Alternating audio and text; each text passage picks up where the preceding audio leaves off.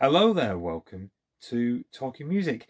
So, time for another Duran Duran unveiling. So, there was five that I got in a bundle, and I haven't unboxed this one. So, this is album number 5. So, I'm just going to open it now. So, this is one, I think I've heard one of the tracks. I think it was on Now 13 or something like that from memory. But this is Duran Duran, Big Thing. So there you go. That's the front there, and there's the back. I'm just going to open it up. There we go. Great artwork inside. So what do we get? We get looks like we get 12 tracks. I think the one I can't remember which one I remember. I can't remember which one was on Now 13.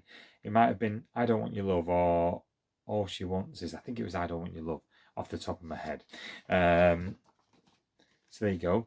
You open up the paperwork, if you like, inside the CD, and it's the same artwork that's in the middle of the box set. All right, and then the CD looks like this.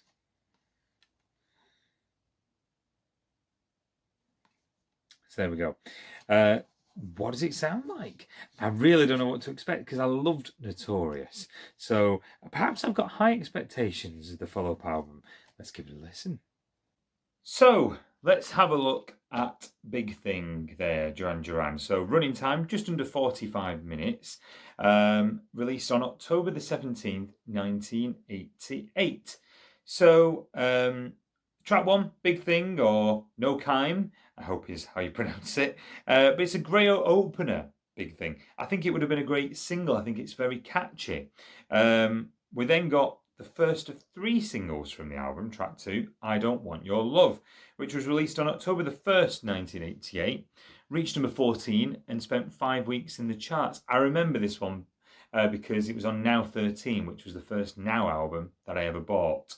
I do like this one. Track 3, All She Wants Is. That was the second single to be released. Released on January the 7th, 1989, reached number 9 and spent 5 weeks in the charts.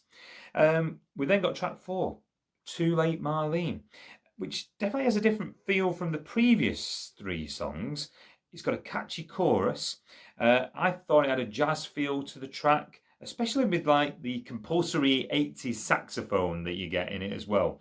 We then got Drug, It's Just a State of Mind. I do like this track. Again, a very catchy chorus. Track 6, very interesting one. It's called Do You Believe in Shame? There was a successful legal challenge over the close resemblance of the melody in this track of Do You Believe in Shame to that of the Dale Hawkins song Susie Q, and that's been covered by Creedence Clearwater Revival and the Rolling Stones. Now, the writing credits were changed accordingly after this. And I've listened to the Dale Hawkins song Susie Q. It's a different pace, but I certainly understand the resemblance. That you'll hear it. Google it, YouTube it. Susie Q, Dale Hawkins. As I say, different pace, but there are similarities, in my opinion. Anyway, this was the third and final single, released on April the 22nd, 1989, reached number 30 and spent 4 weeks in the charts. I do like this though. I think it was a different sound from the band. The song's first week of release as a single was complicated because the original CD single was discovered to have an overlong playing time that disqualified it from some of the sales charts. Now, the CD single was recalled 2 days after its release and it was reissued a few days later. But for several days during that song's initial promotion, the CD of this song was unavailable in the shops. So maybe it would have done better. Palomino, for me, track 7, is a very soft, gentle track. I've listened to it a couple of times now. It's growing on me the more I listen to it. It does have a catchy chorus, like a lot of them on this album.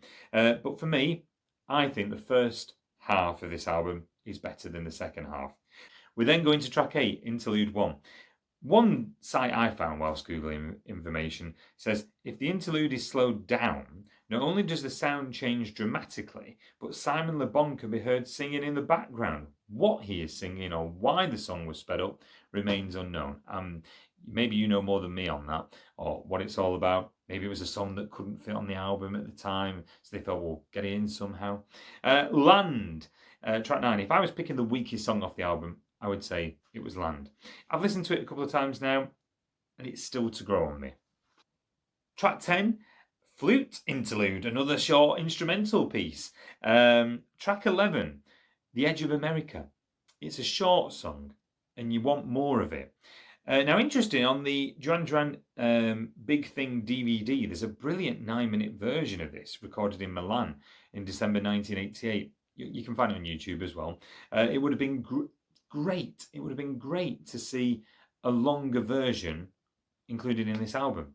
And track 12 is interesting. We've got Lakeshore Driving. Now, I have to admit, when I first listened to this, I thought there was a fault with the CD at the end, because Lakeshore Driving has a sudden, very, very sudden, cold end midway through, which, according to Nick Rhodes, apparently, is when the tape accidentally ran out in the studio. Now, I think I've read somewhere that there is a bootleg with a longer version, so you have to tell me if I've interpreted that correctly. But it does end very quickly, this album. But how would I rate the albums, the first 5 albums, in order? Well, putting them first, I would say Seven and the Ragged Tiger, great album. Second, I would put Rio. Third, Notorious. Then I would put Big Thing, and then I would put their debut 1981 album. So there you go. That is my top 5. Shall we continue? Let me know in the comments if you want to see more of the Duran Duran discography. I'd love to do more. Let me know. We haven't done Arena. We could go into the 90s. Let me know where we should go next, if we should continue. That is it from me here on Talking Music. Hope you've enjoyed the Duran Duran review so far, and bye for now.